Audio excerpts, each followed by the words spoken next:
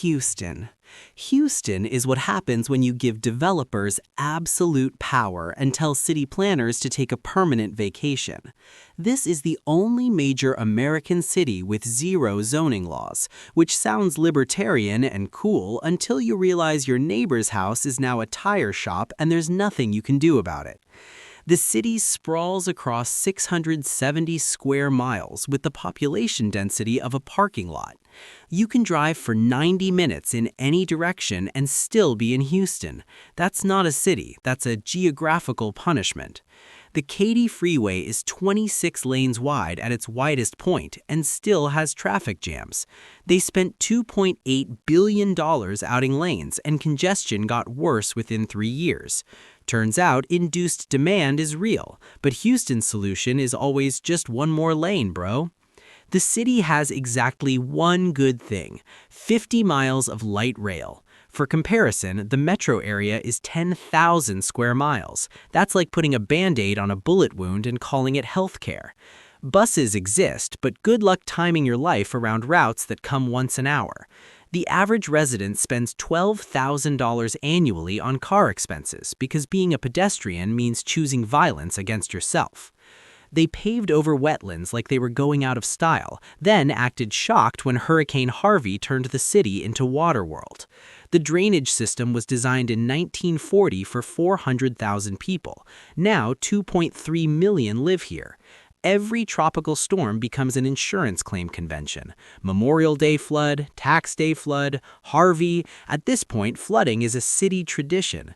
They built houses in floodplains because nobody can legally stop them. That's not freedom, that's hydrology roulette.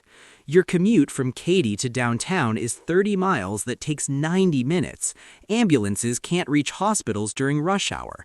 The city where everything's bigger includes traffic nightmares, property damage, and regret. Arlington, America's largest city without public transportation, and they're proud of it. This is a city of 400,000 people whose official transportation policy is good luck, buy a car. They have the Cowboys Stadium, the Rangers Ballpark, and Six Flags, but getting between them without a vehicle requires either divine intervention or a very expensive Uber. The entertainment district generates billions but has zero rail connections. You can watch the Cowboys lose in a $1.2 billion stadium, then sit in parking lot traffic for 90 minutes trying to leave. They designed the entire district around the assumption that everyone drives, so parking lots outnumber restaurants 3-1. Walking from AT&T Stadium to Globe Life Field is theoretically possible, but practically suicidal. You're crossing 10 lanes of angry traffic with no sidewalks. The city rejected DART expansion multiple times because apparently trains are communism. Instead, they built a $10 million streetcar that runs in a 1.6-mile loop and doesn't connect to anything. It's not public transit, it's a tourist attraction that happens to move. Residents voted down every rail proposal, then complain about traffic. That's like refusing to buy an umbrella and blaming the rain. Residential areas are classic Texas sprawl, subdivisions of identical houses separated by 6-lane arterials. Want to walk to a grocery store? Hope you enjoy 20-minute walks along roads with no shade in 105-degree heat. The city is 100% car dependent by design and policy. They looked at Houston's lack of planning and said, let's do that, but make it worse. Arlington proves you can host millions of tourists annually and still have the walkability of a cornfield. Dallas. Dallas spent billions building highways and forgot to build a city. This is urban planning designed by someone whose only vision of the future was more concrete. Downtown is a forest of office towers connected by freeways that cut through neighborhoods like scalpels. The highway system is a monument to 1960s car worship. I-35E and I-30 create a concrete spaghetti interchange that swallowed entire communities. The Trinity River Corridor could have been Dallas's answer to Chicago's lakefront, but instead it's flanked by highways and floods regularly. They're still debating what to do with it 50 years later. Current plan? Another highway. Deep Ellum, the historic arts district, is separated from downtown by a highway trench. Walking between them means descending into an underpass that smells like poor decisions. Uptown looks nice until you try crossing McKinney Avenue during rush hour. The trolley's cute, but runs on the same lanes as cars, so it's just a bus with rails that get stuck in the same traffic. DART Rail exists and is actually decent, but stations are surrounded by parking lots instead of development. The system covers 93 miles, but most of it serves park and rides in the suburbs. You can take the train to downtown, but good luck finding anything walkable when you get there. The city is 385 square miles of sprawl, with pockets of density that don't connect. North Dallas and suburbs like Plano are an infinite copy-paste of McMansions, strip malls, and toll roads. Everything is 15 minutes away by car, 2 hours by any other method. They're building neighborhoods without sidewalks in 2024 because everyone drives anyway. That's not city planning, that's city surrender. Dallas looked at Los Angeles and said, "We can do worse." What happens when a city refuses to plan for growth, then acts surprised when growth happens anyway? For decades, the city's motto was "Keep Austin Weird," but the actual policy was "Keep Austin car-dependent and unaffordable." The population doubled in 20 years, but the infrastructure is still stuck in 1995. I-35 cuts through the city center like a concrete wall, creating an east-west divide that's economic and racial. The highway is 60 years old, perpetually under construction, and moves at walking speed during rush hour. The expansion project will take 10 years and cost $5 billion to add lanes that will fill with traffic immediately. The city has one north-south rail line that doesn't go to the airport. Cap Metro is expanding, but it's 30 years late. For comparison, Austin had comprehensive rail plans in 2000. Voters rejected them. Now they're paying 5 times as much to build less. That's not fiscal responsibility, that's expensive regret. Downtown density is increasing, but everything outside the urban core is Texas standard sprawl. New developments in Pflugerville and Round Rock are 20 miles from downtown with one highway connecting them. Morning commutes are 90-minute nightmares. They're building suburbs faster than infrastructure, then wondering why traffic is apocalyptic. South Congress looks walkable until you try crossing the street. Lamar Boulevard is 7 lanes of chaos, with buses stuck in the same traffic as cars. The city finally approved dedicated bus lanes in 2023. Only took 50 years. Zilker Park is beautiful, but getting there means sitting on Mopac, Austin's second favorite parking lot. Housing costs force workers to live in suburbs 30 miles out, commuting 4 hours daily. The solution? More luxury condos downtown that nobody can afford. Austin is gentrification's speed run with the traffic of Los Angeles and the transit of a rural town. They wanted to keep Austin weird. Instead, they made it expensive, congested, and car-dependent. Mission accomplished. San Antonio, Texas's 7th largest city by area, and feels like it. The city sprawls across 500 square miles of strip malls, highways, and subdivisions that all look identical. The Riverwalk is charming. Everything else is suburban purgatory. Loop 410 and Loop 1604 create concentric circles of sprawl. Developments on the far edges are 30 miles from downtown with 0 transit options. Via Metropolitan Transit exists in theory but serves a 1,200 square mile area with bus routes that come every 45 minutes. Taking the bus in San Antonio isn't public transit, it's performance art. The city is building suburbs in every direction with no plan for connecting them. Stone Oak, Alamo Ranch, and communities on the far west side are car-dependent enclaves where the nearest grocery store is a 15-minute drive. Sidewalks exist occasionally, mostly as decoration. The city's pedestrian infrastructure is good luck, don't get hit. Military bases, Fort Sam Houston, Lackland, and Randolph, create giant holes in the urban fabric that can't be developed. This forces growth outward, creating more sprawl. The result is a city where everything is far from everything else, and getting anywhere requires a car and patience. I-10 and I-35 intersection is legendary for traffic.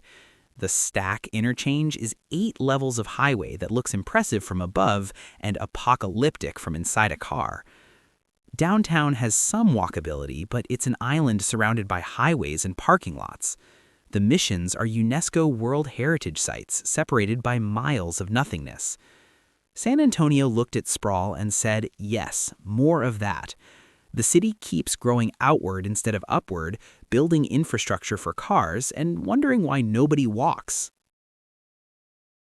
Lubbock, a perfect grid of nothingness in the middle of West Texas. This is what happens when you design a city using only a ruler and a complete lack of imagination. Every street runs perfectly north-south or east-west, creating endless intersections and zero character. The city is 135 square miles with 260,000 people, giving it the population density of a suburb. Everything is spaced far apart because land is cheap and planning is apparently expensive. Texas Tech anchors the city, but getting anywhere without a car means accepting your fate. Citybus operates 18 routes that serve the entire metro area. If you miss your bus, enjoy the 60-minute wait. The system doesn't run on Sundays because apparently public transit is atheist. Routes are designed for people who have infinite time and low expectations. The Loop 289 surrounds the city like a moat, with developments sprawling beyond it. Southwest Lubbock is subdivisions and big box stores connected by arterials. Walking is technically possible but socially unacceptable. Sidewalks exist sporadically, like the city ran out of concrete halfway through. Downtown is struggling. Depot District has been revitalizing for 20 years with mixed results. The rest of the urban core is parking lots and buildings waiting to become parking lots. Residential areas are single-family homes on big lots because density is apparently forbidden. Weather is hostile. Dust storms, tornadoes, 100-degree summers, but they designed zero covered walkways or shade structures. Bus stops are just signs on poles. If you're waiting for the bus, you're getting a sunburn.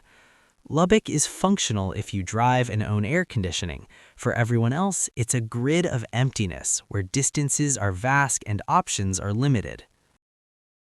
The Woodlands, a master-planned community, which means someone planned it to be car-dependent, soulless, and expensive. This is suburban sprawl with marketing. The development covers 28,000 acres north of Houston with winding roads designed to prevent through traffic. That sounds nice until you realize it also prevents navigation. Every street curves back on itself. Getting anywhere requires a car and a GPS. The town centers, there are multiple because one isn't enough apparently, have shops and restaurants surrounded by massive parking lots. You can't walk between them because they're separated by highways. 6-lane arterials like Woodlands Parkway divide neighborhoods. Crosswalks exist, but crossing 6 lanes with Texas drivers is gambling. Despite being master planned, there's minimal public transit. The Woodlands has a park and ride to Houston, which is great if you work downtown. For everything else, drive. The community is designed around the assumption that every household has multiple cars. Housing is expensive, HOAs are restrictive, and everything looks the same. Subdivisions of identical houses with identical landscaping because individuality violates the master plan. Want to paint your house a different color? Submit a form and wait for committee approval. The Woodlands has no downtown, no urban core, just commercial nodes connected by roads. It's not a city, it's a collection of strip malls with houses in between. They call it the Woodlands, but cut down most of the trees to build it. This is suburbia perfected, safe, clean, boring, car-dependent, and entirely lacking spontaneity. The master plan forgot to plan for anything except driving and spending money. El Paso. El Paso is isolated, sprawling, and designed around the assumption that everyone owns a car and has nowhere better to be. The city sits 570 miles from Dallas, pressed against the Mexican border and surrounded by desert and mountains that force development into a narrow corridor. The Franklin Mountains split the city in half. East side and west side are separated by peaks, connected by a handful of roads that bottleneck traffic. Trans Mountain Road is scenic but becomes a parking lot during rush hour. The city built around a geographic barrier and called it planning. Sun Metro operates buses across 250 square miles with routes that take forever and serve nobody's actual schedule. The streetcar exists as a tourist attraction, running downtown and to UTEP. It's cute, but useless for actual transportation. Fort Bliss, the massive military base, creates a development dead zone on the east side. This pushes growth west and north into sprawl. Far East El Paso is subdivisions in the desert, miles from anything. Horizon City and Socorro are bedroom communities with zero walkability. Downtown is struggling. San Jacinto Plaza has been renovated, but everything around it is parking lots and government buildings that close at 5 p.m. The entertainment district is bars and restaurants with nowhere to park. The city approved developments without parking requirements, then provided no alternatives to driving. I-10 runs through the city, creating a concrete barrier between north and south. Crossing it on foot requires finding an underpass or overpass, both unpleasant. Residential areas are single-family sprawl. Multifamily housing is stuck on arterials next to traffic. El Paso's isolation forces car dependency. The nearest major city is 270 miles away. If you don't drive, you're trapped. The city designed itself around cars because alternatives seemed impossible, creating a self-fulfilling prophecy.